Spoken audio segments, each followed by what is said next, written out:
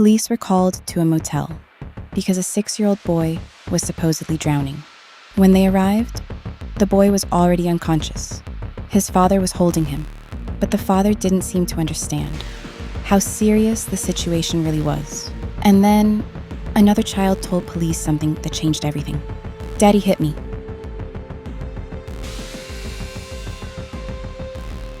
July 5th, 2022. Around 3:23 in the afternoon, deputies were dispatched to room 510 in Kissimmee, Florida. The call was about a 6-year-old boy who was unconscious. When Deputy Alfredo Miranda entered the room, he found the boy in his father's arms. Sergio was unresponsive. Deputies immediately began trying to save his life. But according to Miranda's report, Larry Rhodes appeared confused and didn't seem to understand the severity of what was happening. Huh? Hey, did you get any information at all? No, not yet. Bro, you cannot leave yet. You cannot leave yet. I understand. I understand. We're gonna follow.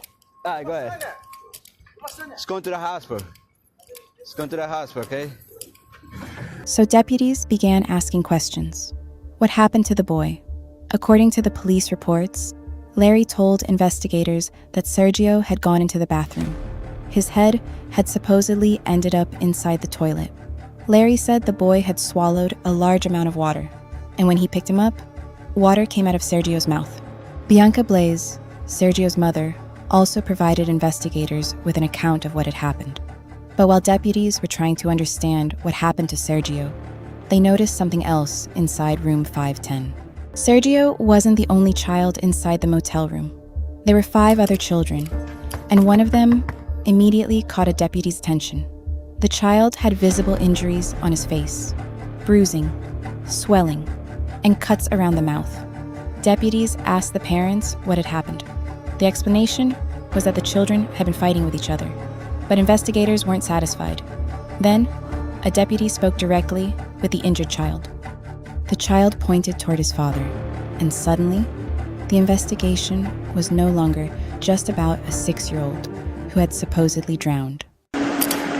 Sarge, I don't like this at all. Go look at the kid. We're gonna do that to him. We need to separate them. We need all of them separate. I don't have no space. If he has bruises. So how?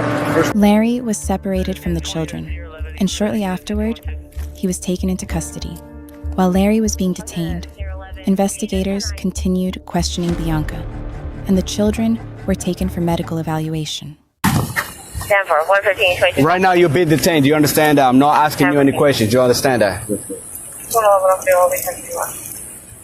I'll put you inside my car.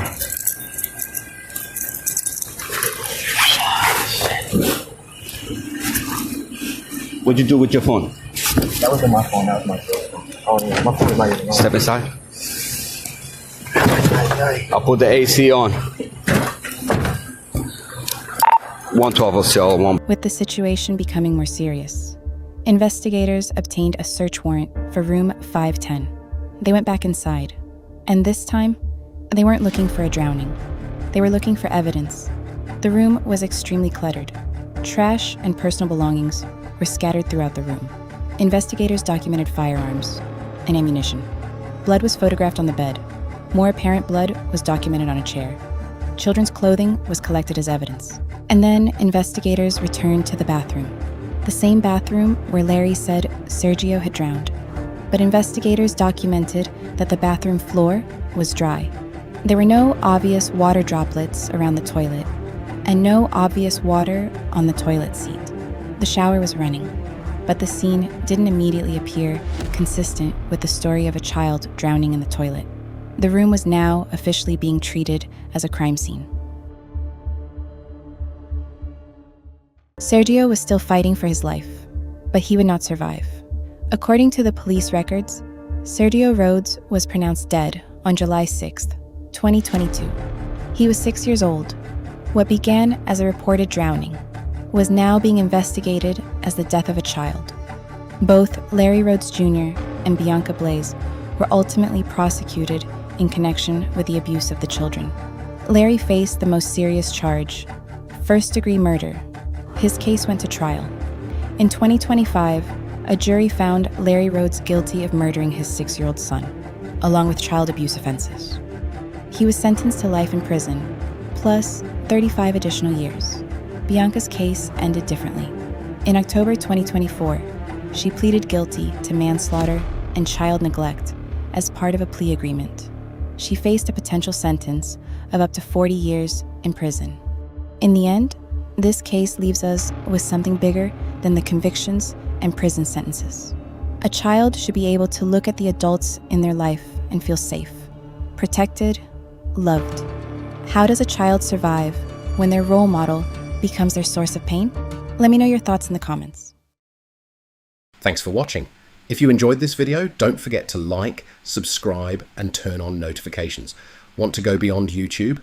Join our Patreon to help fund body camera footage, 911 calls, and public records.